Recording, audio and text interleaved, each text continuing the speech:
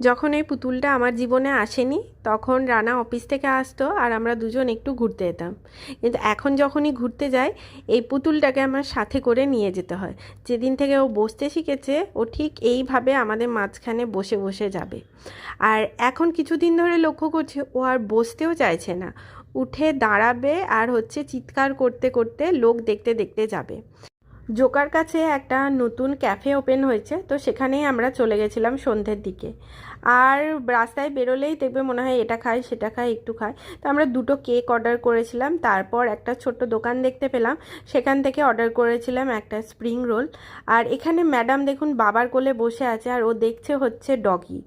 ছোটোবেলা থেকে ও ডগি দেখতে এত ভালোবাসে, আর ডগি দেখলেই ওর মুখের একটা আনন্দ, ওর এক্সপ্রেশনই চেঞ্জ হয়ে যায়। তো স্প্রিং রোল খেয়ে অল্প একটু খাওয়া দাওয়া করে আমরা একটু ঘোরাঘুরি করে বাড়ি ফিরে গেলাম আর কি।